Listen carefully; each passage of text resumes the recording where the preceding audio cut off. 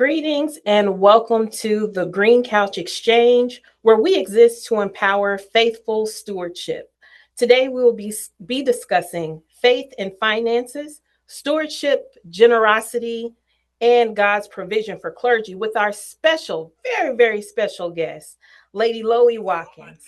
Welcome, Lady Loie Watkins. We appreciate you coming. Do you mind sharing just a little bit about yourself?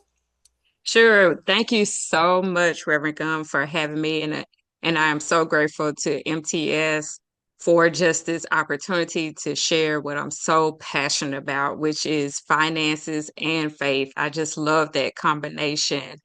And so, just a little bit about myself. I have started the journey. I'm a graduate of Tennessee State University, where I majored in accounting and started my career path at International Paper in corporate accounting. And then as our family grew, I shifted to the nonprofit sector and have worked with private schools, worked with churches, as well as other nonprofits. And so that is where I have continued my focus within the last now 6 years. I launched Optimal CFO, which provides accounting and financial services for nonprofits and churches. And so I am certainly passionate about helping organizations to thrive and improve their financial management. Wonderful. Thank you so much. My degree is also in accounting, so I'm happy that we definitely share that in common. Yeah, I just did Yes, not pursue the CPA. Oh goodness, they were changing different the format. yeah, the format, the criteria and things like that, and I was ready to get out of school and did not pursue the extra classes that were needed in order to take it. I Hmm. figured I would go back. And then when I decided to go back, God called me to seminary. And I was like, oh Lord. So amen. So that is wonderful to hear about your journey. My initial question is, I think, a question that a lot of people are thinking about and wondering, especially for parishioners. But why is it important for pastors to talk openly about money, even when it feels uncomfortable? I think it is so very critical and essential for pastors, clergy, church leadership to talk openly about money. It's nothing to be uncomfortable about. The Bible definitely addresses and speaks to generosity and giving. And there are several instances where we see Jesus shares parables about the heart of giving, the heart of generosity, that it is indeed an act of worship. It helps Mhm. develop our faith. It fortifies our faith and just provides us with spiritual discipline. But the most important thing is that it is a relationship. It demonstrates our relationship, our gratitude for all that God has done for us. In addition, I think it's so beautiful to hear stories of impact of how churches are fulfilling the Great Commission, which Jesus instructs us to make disciples, to baptize others, which is the work of the ministry. And so, therefore, we do not have to be afraid to have those conversations. In fact, oftentimes people seek and desire to grow in their understanding of finances. And so I believe it's certainly a conversation that's needful and so very helpful, not only in our spiritual lives, but even on a practical level. Yeah. Do you are there any things that you think that probably get in the way of pastors having more conversations about money? Probably could possibly be fear or just uncomfortable. Fear of having those conversations that it could be skewed or viewed rather as just focusing on money and not Mhm. just a lifestyle of generosity that that is the intent and motivation is just for pastors or clergy to benefit the church's budget, to have a selfish ambition or focus or personal gain. And so those are some things that could cause an individual, not only a pastor, but anyone to, even in certain relationships, there are people who are uncomfortable in some instances talking about finances because it can be viewed as that you're just focusing on money and not necessarily the planning side of it or the fruitful and productive benefits that can come out of those conversations and discussions. Wonderful. I think I love what you said about not just focusing on money itself, but living out generosity. And I think Yeah. sometimes when we're looking at fulfilling the budget mandates and also balancing nurturing an environment where people are growing in their generosity and in their acts of worship, that there may be some a gap between how those two merge together. So, are there Right. some ways where churches can balance generosity, living out generosity, and also discussing the needs and the business and the budget without it being with it all being a part of an act of worship and a sign of good stewardship? Right. So I have so much to share about generosity, the joy of giving. And so I want to focus on or highlight two scriptures that I've come across that I think is so that demonstrates the heart of generosity or the joy of giving that God intends for us to have. And it's Hebrews chapter 10, verse 24. It says, "Let us consider how we may spur one another on toward love and good deeds." And then in Proverbs 11:25, it says, "A generous person will prosper. Whoever refreshes others will be refreshed." And so Mm. with generosity, the Bible encourages generosity to honor God and to help others. I think about the scripture that I've taught our oldest son. It was to love God with all of your heart and to love others. And that really embraces the concept of generosity, where we are honoring God with our giving, as well as helping others. And so, generosity, when we apply it in our lives, it reflects the very nature of God. When we think about generosity, some things that come to mind are compassion, love, kindness, and care. And all of these attributes really reflect the nature of God. Generosity creates a culture of support, it strengthens our communities, it draws people closer. And it not only blesses others, but it changes us as well, where our lives are filled with purpose and meaning, and we it brings about deep fulfillment and lasting joy.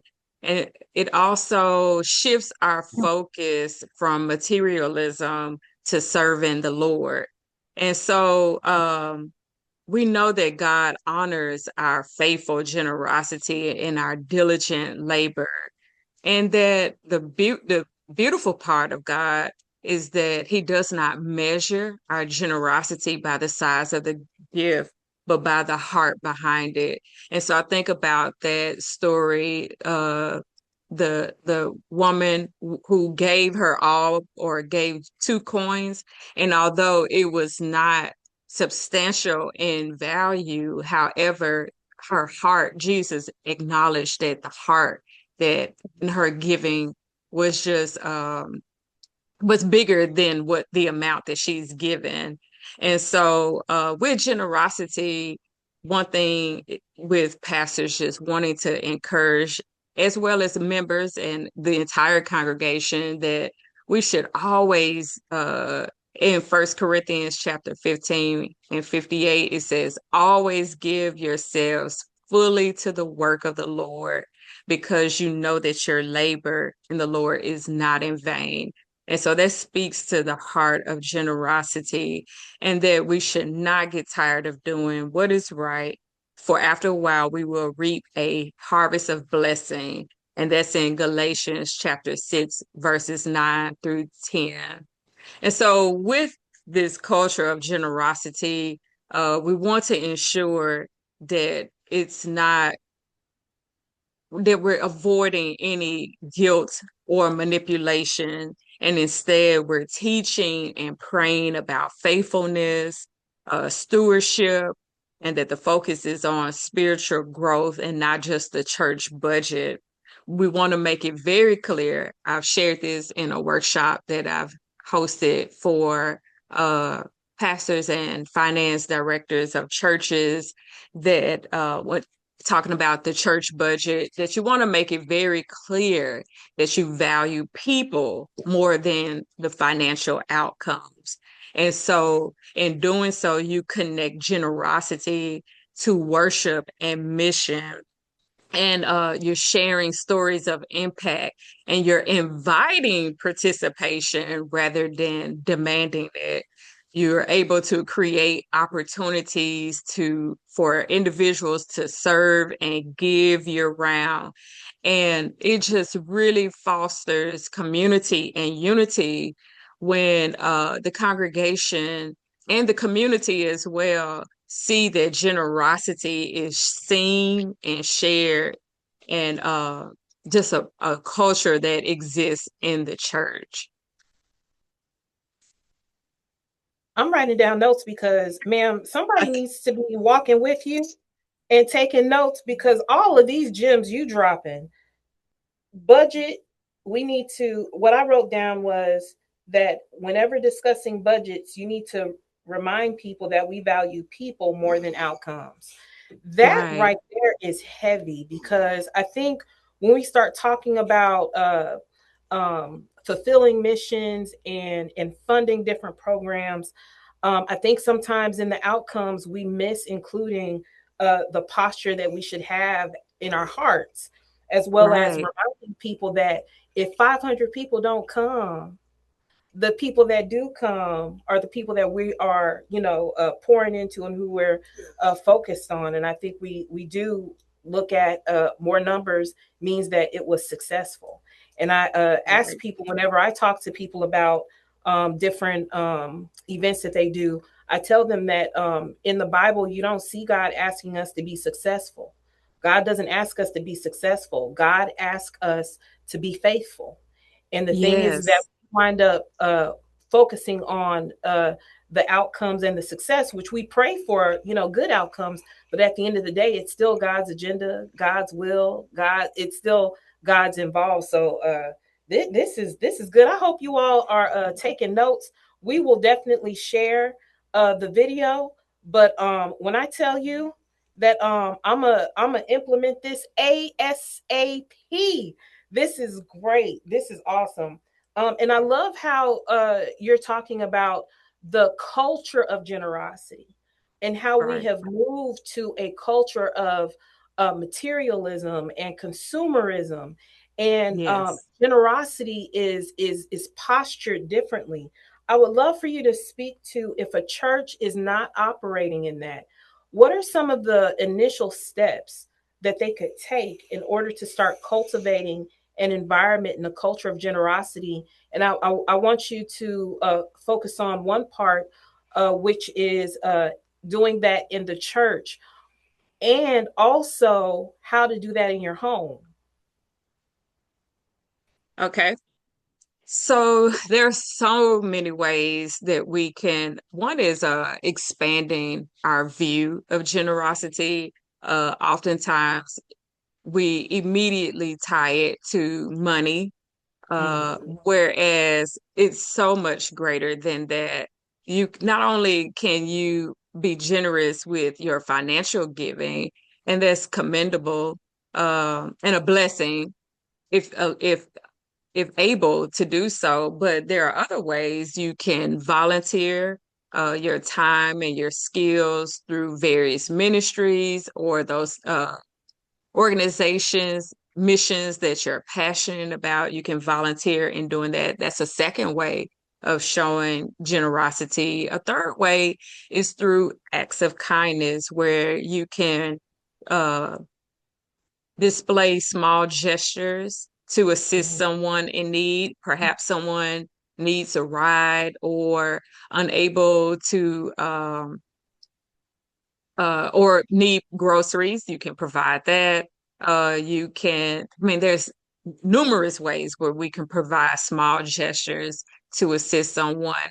Just even an encouraging word and prayer. I've seen it firsthand in my own life, how just simply praying for someone and or sharing kind and encouraging words have brightened their day, and just your presence meant the world to someone. And so that's certainly, I feel like that's the way, um the way God allows us to demonstrate generosity on a daily basis in our lives is through acts of kindness. I mean, those are just the simple, basic gestures that we can do just in our everyday being to assist someone along this journey in a generous way. And then finally, I would say, and of course, this is not a limited list. This is just four ways that we can show generosity, and the fourth way is just sharing resources. And so there are items that we may no longer need, or that may be brand new, and that we can offer to individuals, donate those items to support others. And so I remember during a workshop, an individual shared how he lost a lot of weight, and he had some nice suits that he really wanted to hold on to, and his wife Mhm. finally convinced him to donate those suits. And he expressed how that just really made him feel so good to be a blessing to others. And then we took that conversation a little further, because uh, not only with these suits that were donated, it could have been used for a young man who is starting a career, looking for a job, that boost his confidence, that allow him to just really soar, or maybe for a promotion or for an event that an individual. So we may look at these as just material items, but the intangible benefits that comes behind those things when we are generous in so many ways. And like I said, again, those four ways. Of course, we know about financial giving. The second way is volunteering, displaying or showing acts of kindness to individuals, and sharing resources that God blesses us with. That is awesome. I think that what you provided are, I think, very practical ways, and then also Yes. people can do it in their day to day lives. They don't have to wait to Sunday in order to be generous, and that they can offer generosity 7 days a week, 24 hours a day. Right, right, right. 'Cause it can surely happen in so many small ways as well as big ways. We think that it has to be of a great magnitude to make a huge impact, but I really think it's just those small acts that really resonate with people, where they feel seen, heard, or that someone cares and is paying attention to them.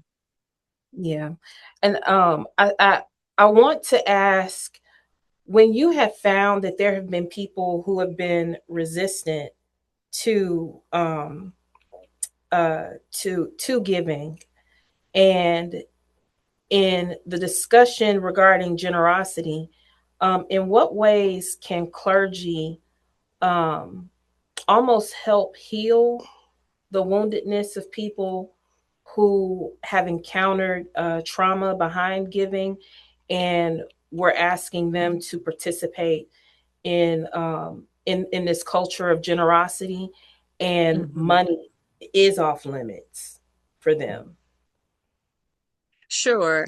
So, again, it kind of goes back to there are some other ways where they can give that's not related to money. They can pray. They can, so one thing I think is just bringing attention to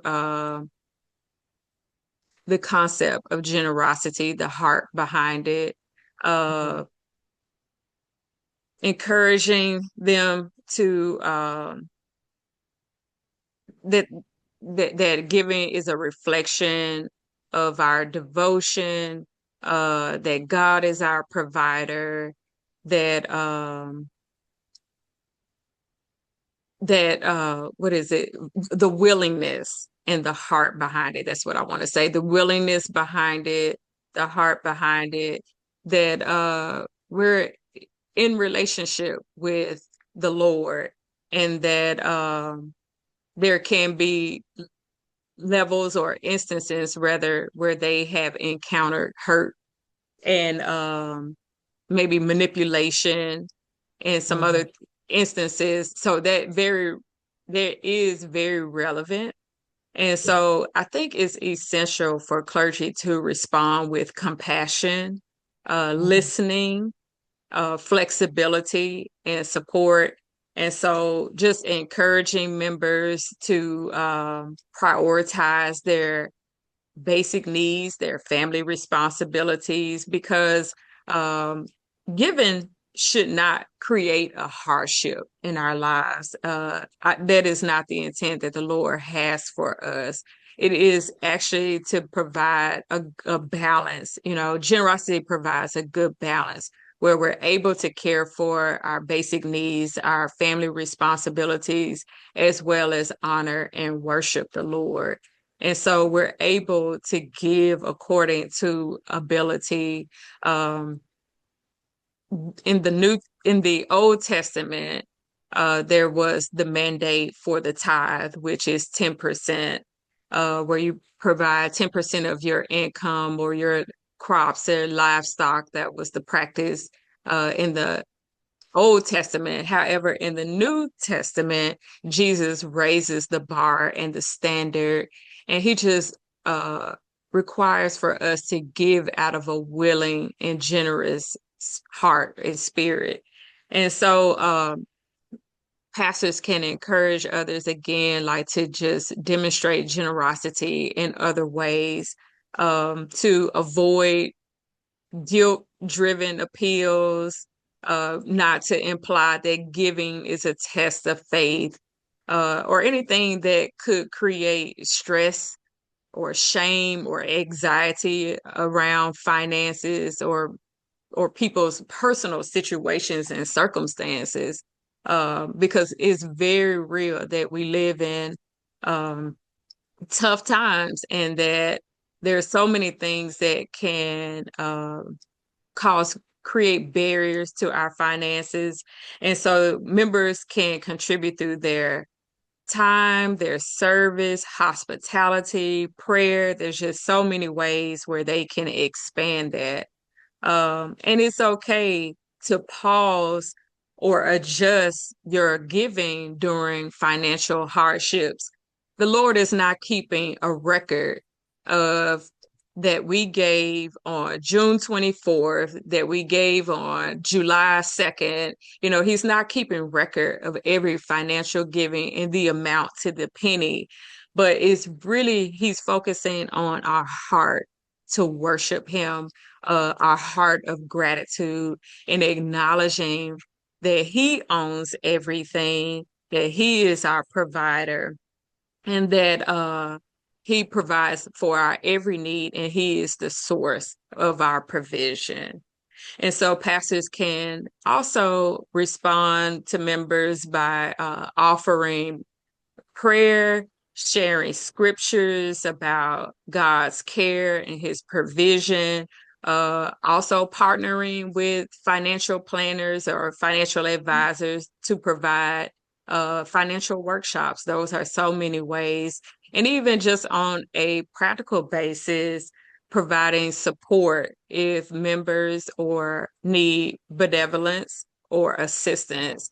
That's just so many ways that clergy can respond when members are facing or struggling with financial hardship or just response to giving.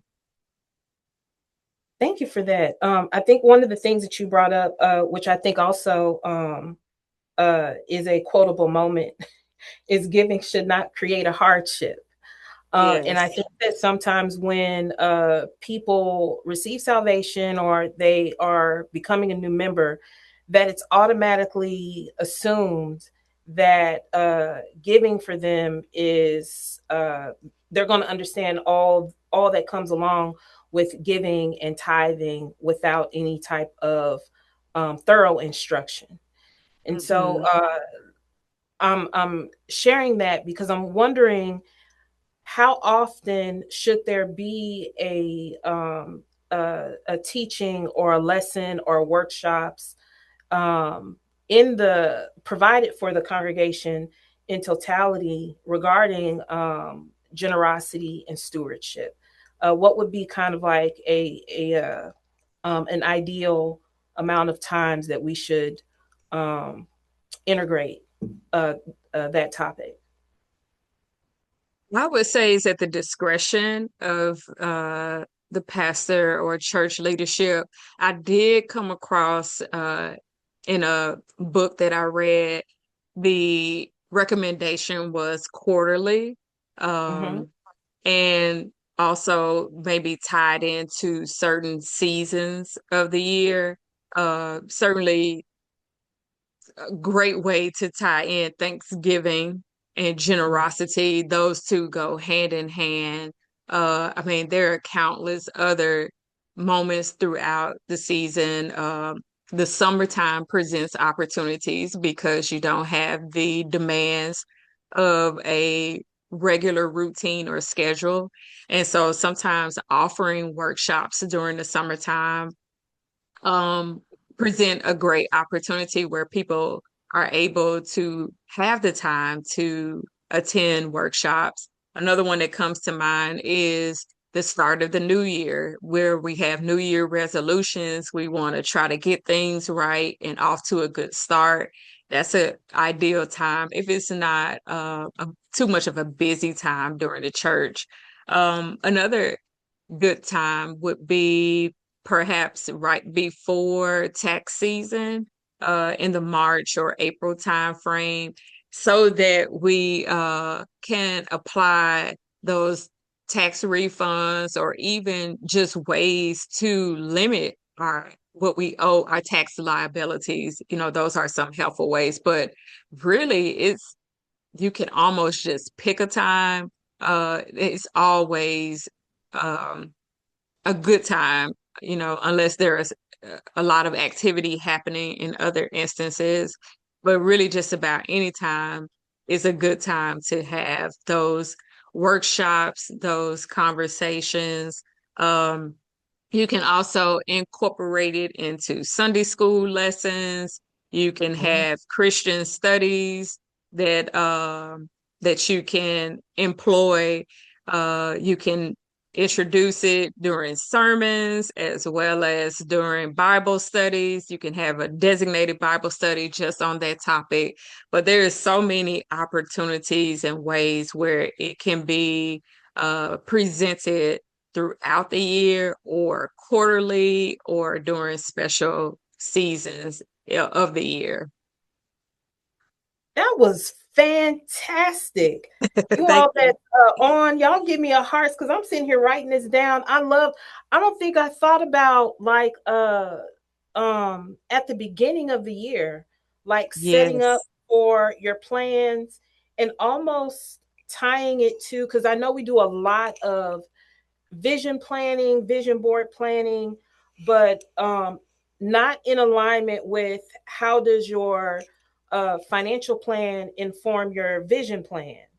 And so I think Right. that that is like really excellent to think about, especially with, I did a season where I worked with young people, and when I asked them what is it that they want, what is their dream job, what would they like to do, or what they plan on doing after high school, and I remember there being uh, talking to a young boy in middle school, and he said that he was going to work at the Nike factory like his cousin.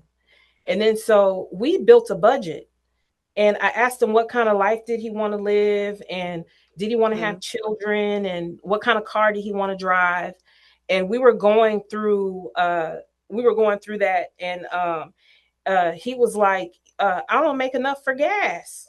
And so I was like, well, you've got the vision, but now we need to tie it to like how we can support the vision and how to be able to navigate that, with what you have planned. And I think that, especially with churches and the work that we do, I think that sometimes, I had a pastor who told us that if you could fulfill the budgetary part of your vision, then it's not big enough. And you've got to give Mm. God room to come in and to be able to fill in the gap between the budget and the vision. And so I Right. always thought that, um, we separate those two so much that we Mhm. don't interweave them together. And so I loved how you were talking about how this is not a compartmentalized topic. This is how Right. you live. This is a part of how you interact and you worship, how you leave church, how you come to church.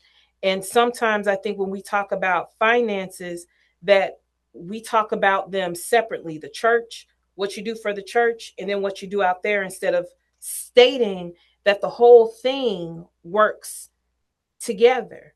And so It if you're does. operating in generosity from your heart perspective, then it won't be difficult when you come to church and it's time to be generous, you know? Right. And Right. so Yeah, yes, it's certainly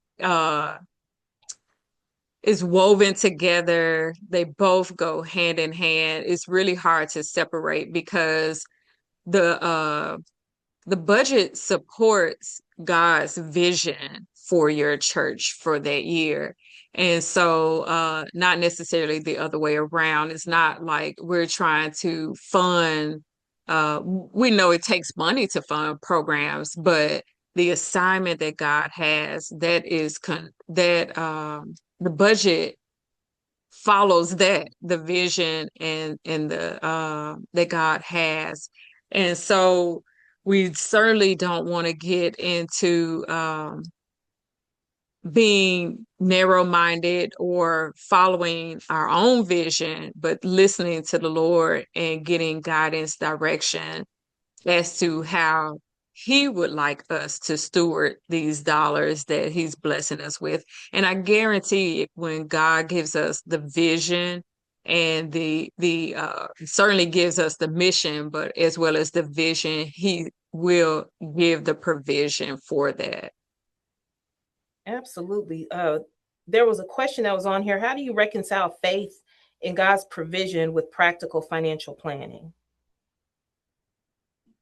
How do you, okay, let me see. I am going to lean in because I have so much information and scriptures. So I'm giving a moment to think about which one addresses that. And so what comes to my mind is Proverbs 21:5. And it says, good planning and hard work lead to prosperity, but hasty shortcuts lead to poverty. And so I firmly believe in part of our faith and being good stewards is financial planning. And so we all have a relationship with money that started, experiences from our childhood. Uh, maybe life-changing experience that has happened along the way, um, where we have these beliefs and attitudes towards money, and they all vary. Some are positive experience, some are negative, some are, Mhm. and even with the negative ones, they have taught us to be stronger and more resilient when we're facing uh, a test of faith. And so with the faith side of it, I mean, to me, the very basic principle or foundation is leaning on that God owns everything and that God will provide for us. And God is so faithful. He loves us, he cares for us, he takes care of us. And so we don't ever have to worry or be concerned that he will provide for our every need because he loves us. He blesses us in countless ways. We can't even name it. Not necessarily material blessings, but when you think about relationships, you know, the love of a parent, your children, if you're blessed to have children, a spouse, all of those types of things are God's grace and gifts that He gives us every opportunity that we have, uh, the abilities, the skills, the talents, all those intangible ways that God blesses us. And so that's from just a faith foundation. If nothing else, I mean, you can attain so much financial wealth and success. But if you do not have just a foundational understanding that God owns everything, God is the source of every provision, is not our own intelligence, our own abilities, but God, it is God who has given these gifts to us. I think you will be the richest person ever, you know, having that concept. But from a financial perspective, planning perspective, we're all on very different levels. And I think just having a basic understanding or basic practical ways. One is creating a budget. We hear about that often. And the benefit of a budget, it allows you to track your income and your expenses so that you can make conscious choices to live within your means. Um, so it allows you to see where your money is coming from, where your money is going.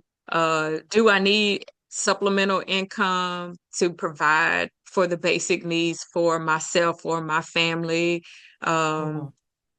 and then the second way of practical financial tip is saving and investing, where you regularly save a portion of your income and then you can invest in assets that grow over time, things like stocks, mutual funds, even acquiring rental properties.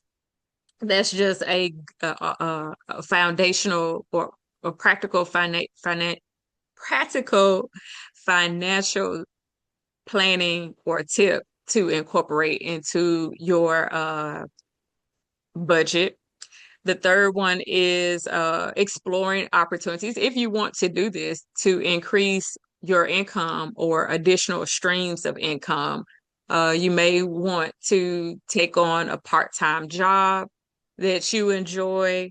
Um, I always say start with what you enjoy and love to do, your hobbies, your passions. Those usually, that way you can work and enjoy at the same time. It doesn't feel like a dreadful obligation.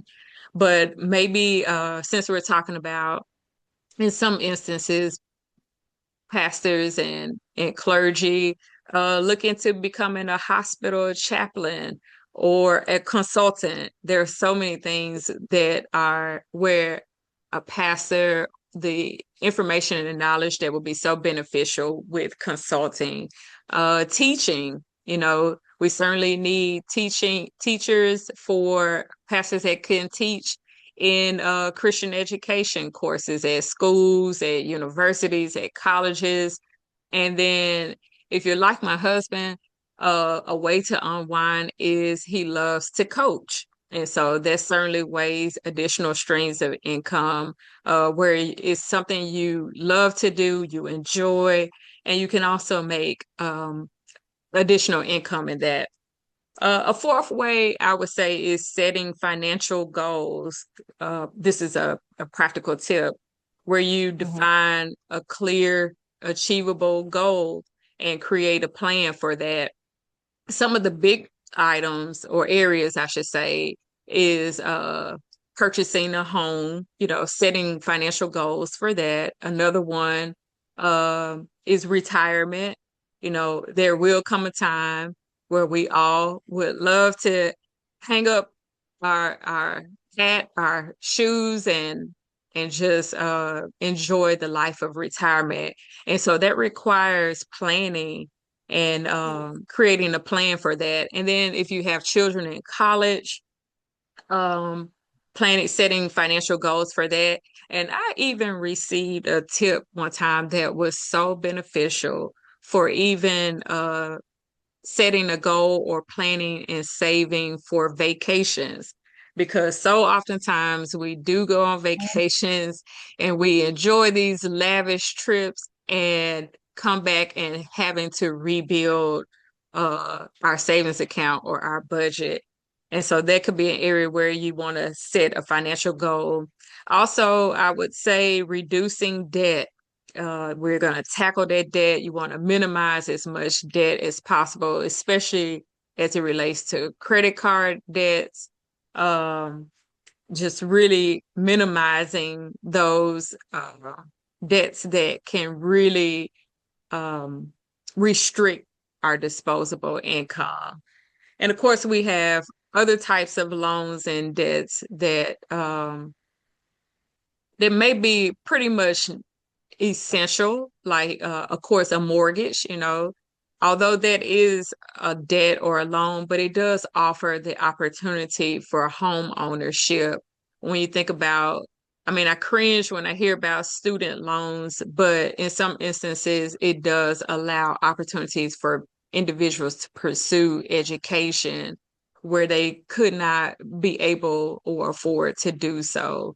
Um, and then the last I would say is financial education, just learning more about personal finances, money management, and strategies. And there are workshops, online courses that you can look up for that, or even connect with a financial advisor. Those are some of the basic practical financial tips for faith and finances. So I hope I answered that question or covered all that they are asking. Oh, yes, ma'am. Thank you so much for that.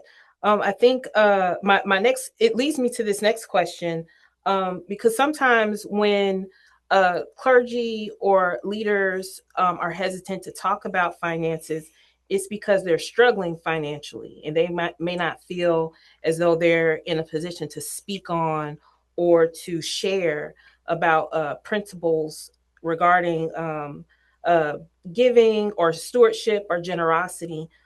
Is there any words of encouragement or any thoughts that you have towards helping those who are in leadership to still um, to not shy away from those conversations, even though they may be struggling? Sure.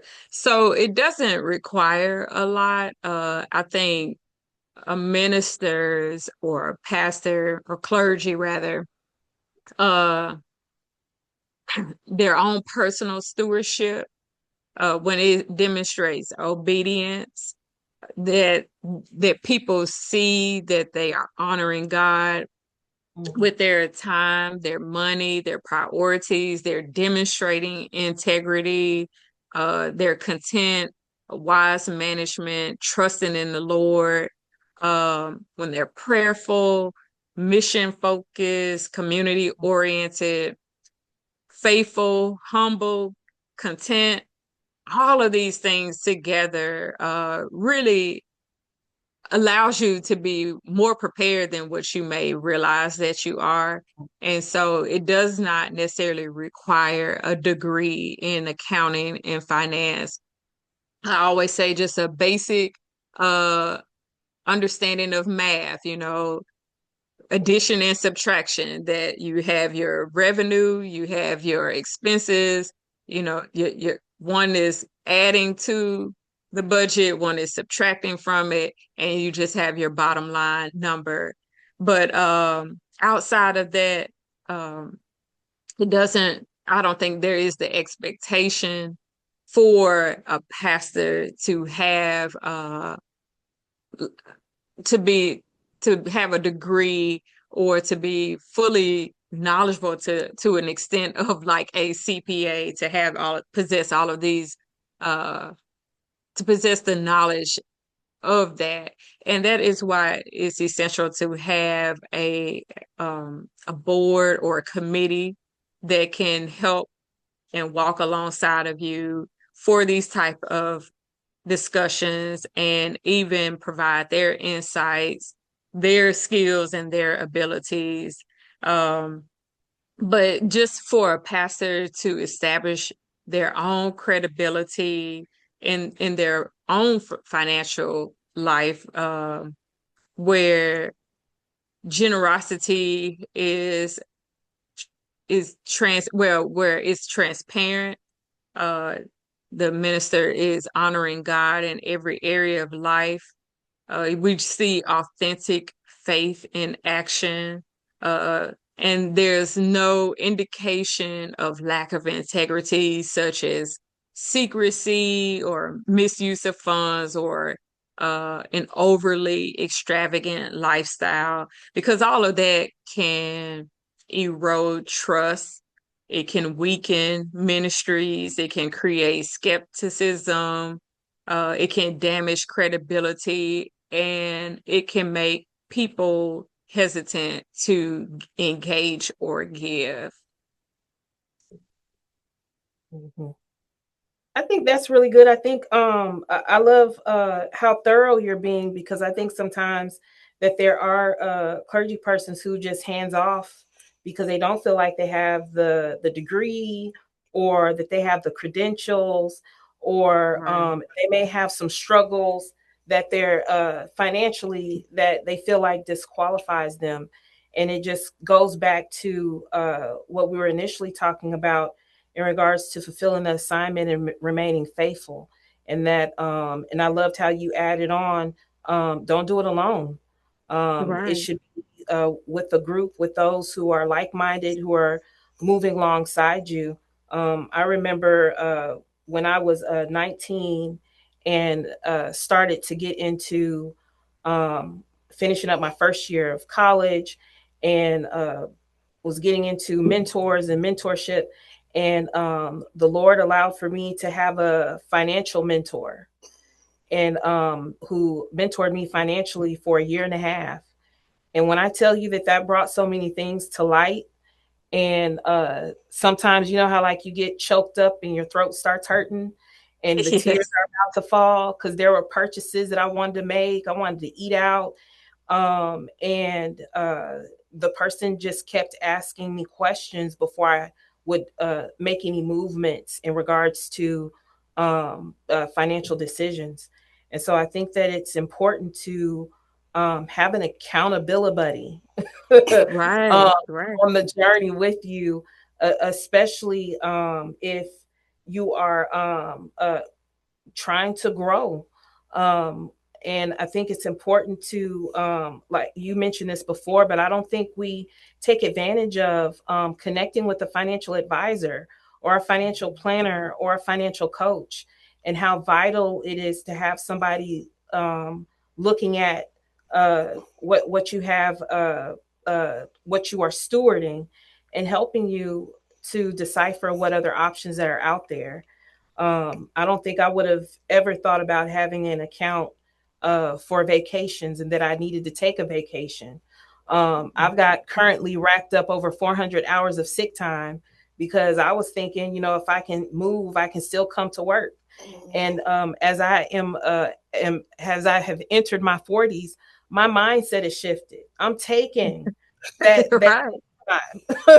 If I gotta Yes. cry, I'm not coming. Because the other thing is that rest is good for the soul. And Right. I think that sometimes we lean into um uh society's ideals. And I remember coming up during the prosperity gospel, and when churches were real big on that. And I remember being in the congregation and the person saying, if you got $1,000, come down and get you a prophecy, they'll prophesy to you. And I didn't have $1,000. And I felt sad because, as a young person, I'm like, I would like to hear what God is saying about me, but I can't because I don't have enough. And so Mm, when you were talking about Psalms 24, we push Psalms 23, but that Psalms 24, the earth is the Lord's and the fullness thereof. yes. I'm thinking to myself, man, like that is amazing to think about in regards to generosity and God taking care of you. There is Yes. enough for us to be taken care of. The key is if we share it. And Right. so we've got to share what God has given us, share the experiences, the wealth of knowledge that you're giving to us, share the treasures that God has put in the inside of us. And I love that because it's making me think about when I, according to the AME Church, it's literally requirements of times that we have to share about tithing and stewardship. Not Hmm. just it's quarterly, but it's also they desire for us to also make an appeal every Sunday. And in Okay. the appeal that I know that I give, I try to, like you were saying, not um tell them that will a man rob God. You know, but I tell them that we give out of the relationship, because Yes. God is a good, good father. And I remember telling my dad, I played this horrible joke on my dad, who Uh-oh. brings up, I got it off of TikTok, and I called him and told him that I had put the eco-friendly gas in my car. And my dad was like, "What eco-friendly gas?" And I told him the green one, Pop. The green, the one with the green handle that's eco-friendly. And he said, "That is not eco-friendly. That's diesel. You put diesel in your car?" I was like, "It's not diesel, Pop. It's eco-friendly." And so he was like, "Well, how's your car running?" And I'm doing this prank. And I'm like, "It's got this noise, so I don't really know what to do." And he said, "Well, baby, you put diesel in your car and we'll just have to take it and go and get your car fixed." And I was like, "Did I Hmm. mess up my transmission?" And he was like, "It's a possibility, but we'll take care of it." I'm like, "Transmissions are like a couple of $1,000s, Dad." And he was like, and this is what got me, that made my heart like leap. He said, "Daddy will take care of it for you." And Mm. I was like, isn't that like the Lord does us?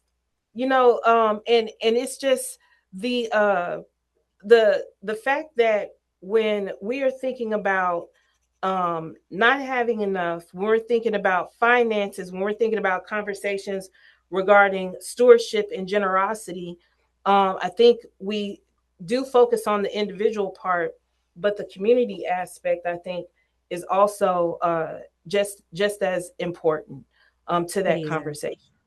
And so I'm not encouraging anybody to do that prank. But what I am saying, but what I am saying is that God is walking with us through this life. And Yes. as so many times I loved, and I wrote down every single scripture that you shared because they were great scriptures.